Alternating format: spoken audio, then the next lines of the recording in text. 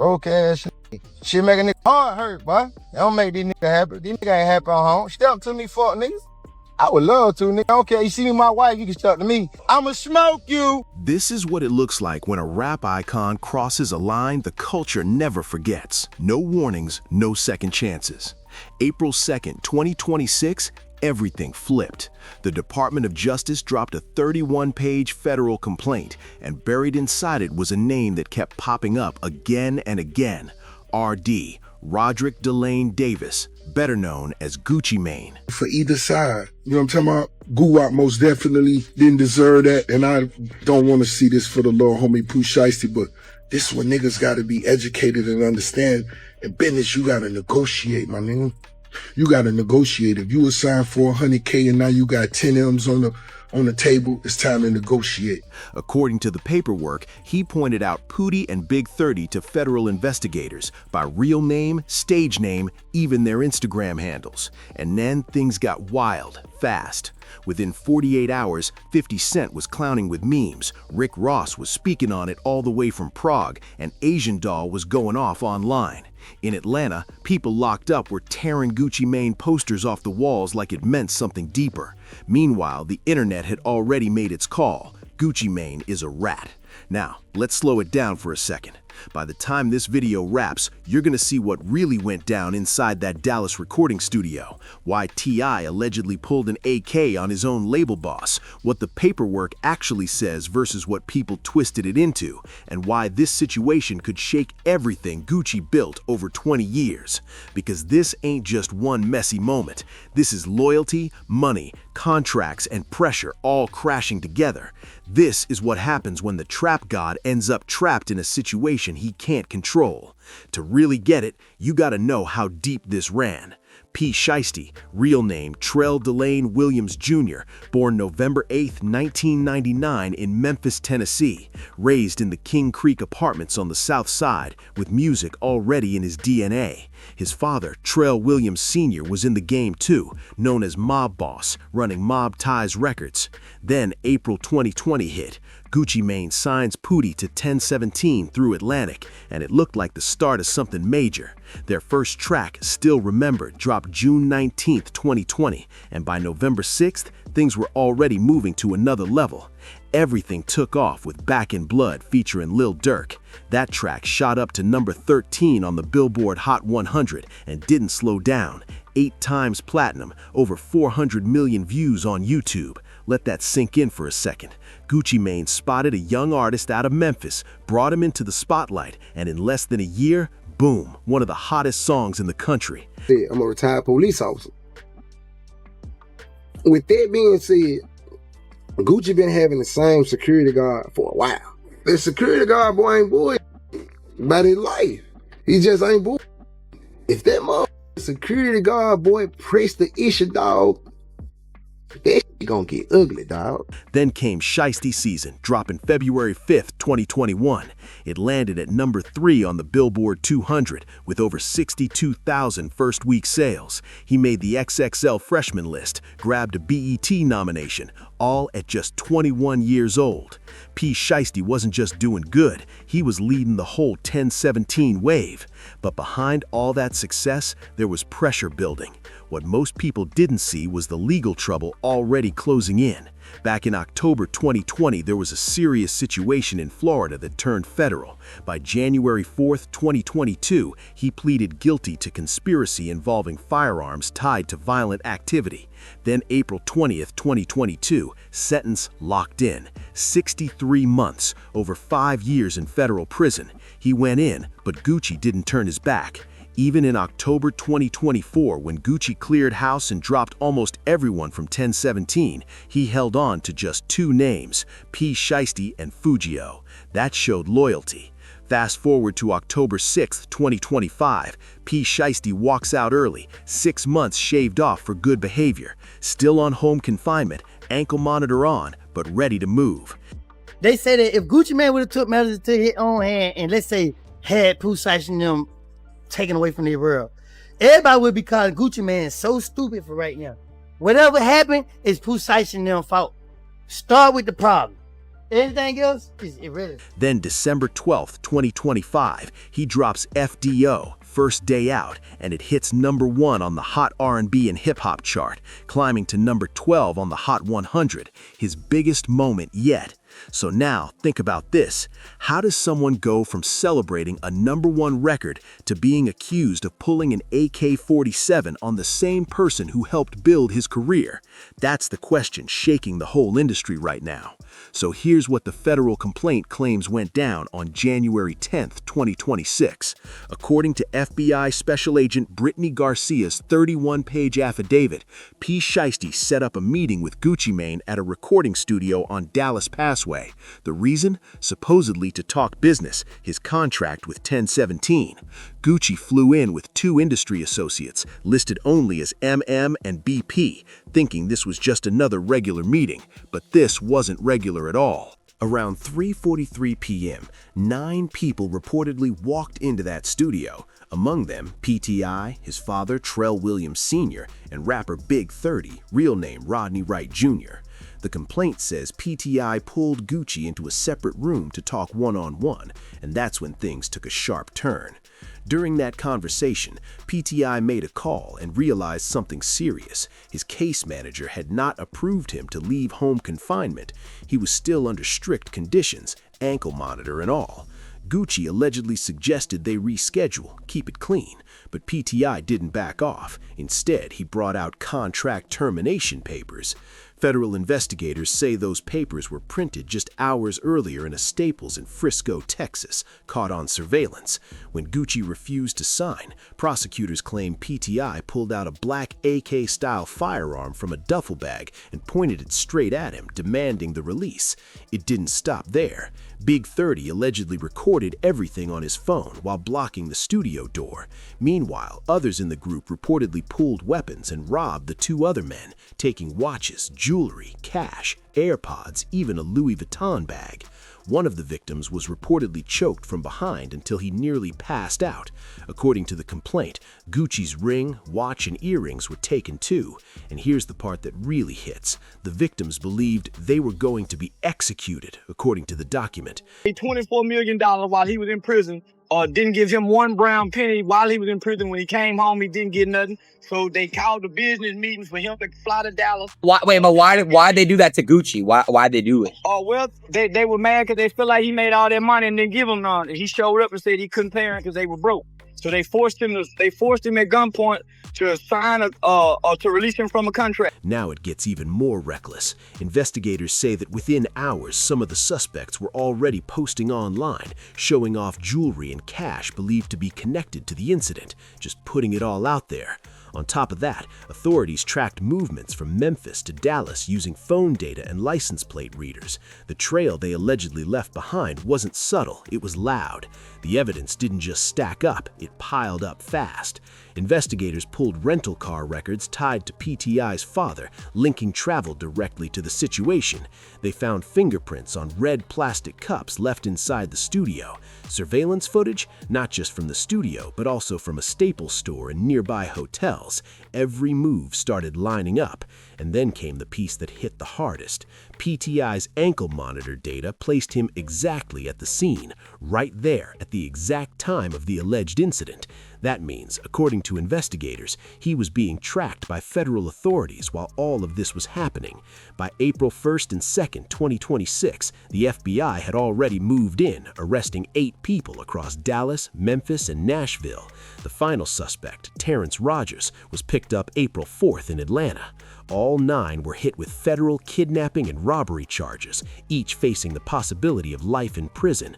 So what was the motive? Prosecutors say PTI was upset over his contract with 1017 Records. There were reported tensions about the terms, money, and control. On top of that, rumors were floating that Yo Gotti's CMG label had interest in signing him, adding even more pressure to the situation. But let's get to what really set everything off, the snitching accusations. When that DOJ DOJ complaint went public, the internet exploded.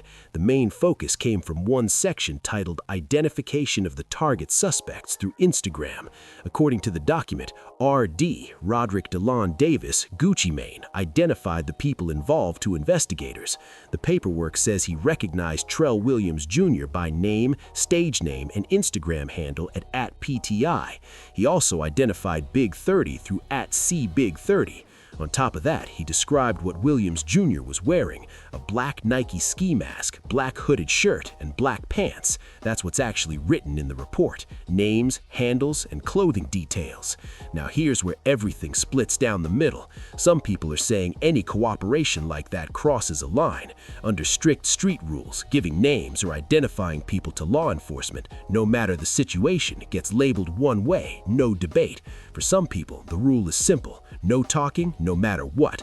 Doesn't matter if you're the victim, doesn't matter how serious it gets. You don't speak to police, period. But not everyone sees it that way. Legal experts across multiple platforms stepped in and made it clear there's a big difference between being a victim and being an informant. Identifying someone who allegedly harmed you is considered normal in an investigation. That's not the same as cutting deals, wearing wires, or working as a confidential source. And in this situation, there's no sign of any cooperation agreement, no plea deal, nothing like that. According to reports, Gucci Mane was put in a dangerous situation and identified people he already knew. Plus, look at the bigger picture. Investigators had already gathered a heavy stack of evidence before any statements were even taken: surveillance footage, ankle monitor data, social media posts showing jewelry, fingerprints. It was all there. One legal voice even said, Gucci doesn't need to testify, this case is already on camera. But then things get complicated. During a bond hearing, PTI's father, an FBI agent, reportedly testified that there's no clear footage showing who actually held a weapon or made direct threats. On top of that, searches of homes and cars didn't turn up solid proof tying either rapper to a firearm. So now you've got tension, a case filled with strong circumstantial evidence, but questions still hanging over who did what in that exact moment. And that's where Gucci's identification suddenly becomes a major piece of the puzzle. Then the culture stepped in and it got loud. Within 48 hours, artists started picking sides, and most weren't siding with Gucci.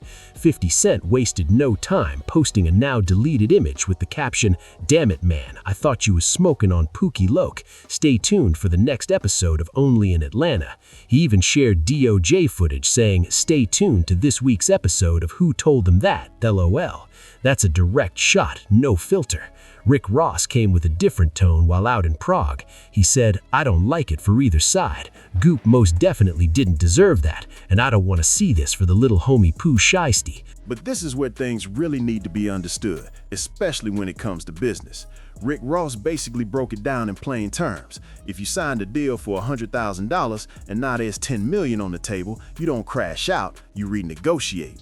You don't force your way through business problems like that. And that message hits deeper than it sounds. He wasn't defending anything reckless, but he was pointing at the bigger issues: contracts, money disputes, and tension behind the scenes. Situations like that can build up pressure fast, and in this case, prosecutors are saying it may have gone way too far. Then came one of the loudest reactions: Asian Doll, a former 1017 artist. She jumped online and said, "If you've never been signed to a label or been signed to 1017, STFU.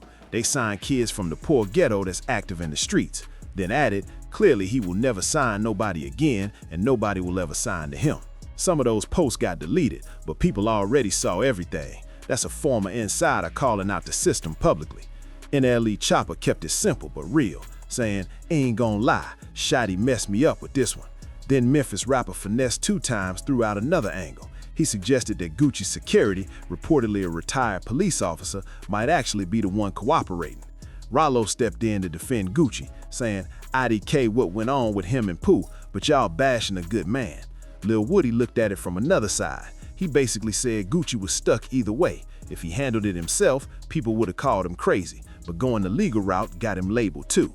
Even Waka Flocka Flame, who hasn't always seen eye to eye with Gucci, wasn't celebrating anything. He said, "Man, y'all out your mind if you think I'ma celebrate WAP's situation. If we ain't on one accord, none of my business." And when the Joe Budden podcast picked it up, they didn't hold back either, breaking down lyrics, timing, and that ongoing clash between street rules and real-world consequences. After that 2005 case, the legal issues didn't just disappear, they kept coming. Between 2005 and 2013, there were multiple arrests tied to charges like aggravated assault, probation violations, battery, weapons, and drugs. It was a pattern that kept building over time. Then September 13, 2013 changed everything. Police found Gucci Mane with marijuana and a loaded handgun, which led to a serious federal case. 2 counts of possession of a firearm by a convicted felon. He pleaded guilty on May 13, 2014, and by August 20th, he was sentenced to 39 months in federal prison, serving time in Indiana. Now here's where the rumors started going crazy. He was released on May 26, 2016, about 4 months earlier than expected. Right away, people online started throwing around claims about cooperation. But his attorney, Drew Finland, gave a completely different explanation. According to him, Gucci hadn't originally been credited for around 11 months of time already served before sentencing. That mistake had to be corrected through legal filings, and once it was fixed, it reduced his remaining time. So that early release, it wasn't about working with authorities, it was about time credit finally being applied. And here's the key point. There's no documented proof showing that his 2016 release had anything to do with cooperation. No verified reports, no official records, nothing tying that situation to informant. Even his past conflicts with Waka Flocka, Jeezy, OJ the Juice Man, those were rooted in business, money, and loyalty issues, not law enforcement involvement. That's why this current situation feels different. This is the first time a federal document has directly placed Gucci Mane in a position where he identified people in a case. And the real debate now comes down to one thing. Was that simply a victim speaking or something more? But zoom out for a second, because this situation doesn't stand alone. A lot of fans have started calling it the 1017 curse, a pattern of legal trouble, losses, and setbacks that keep showing up around the label. Going all the way back to the Brick Squad era, Slim Duncan was shot and killed at an Atlanta studio in December 2011. And over time, artists like Waka Flocka, OJ the Juice Man, and Frenchie all split in messy situations. Then in 2020, Gucci relaunched 1017 with Atlantic Records, and the cycle didn't exactly slow down. He built a strong Memphis-heavy lineup that looked unstoppable at first, but within just a few years, everything started falling apart. One by one, the artists tied to that roster faced serious situations. Some lost their lives, others ended up locked up, and some were pushed out completely. Big Scar, a rising star and 2022 XXL freshman, passed away on December 22, 2022 at just 22 years old due to an accidental overdose. After that, his collaborator Quez Ruthless accused Gucci of not covering funeral costs, but Gucci's wife Keisha Kayor responded with receipts showing $20,000 paid. Later, Big Scar's father confirmed both Gucci and Atlantic each contributed $10,000. Then came more loss. Enchanting passed away on June 11, 2024 at age 26, also due to an accidental overdose. She had been released from the label less than a year earlier. And the legal trouble didn't slow down either. Fujiano was sentenced to 5 years after cutting off his ankle monitor tied to a firearm case. Hot Boy West received 15 years in January 2024 for multiple felony charges. Mac Critter was arrested on a first-degree murder charge. Rob Boy was picked up in October 2024 for burglary and weapon-related charges. It just kept stacking up.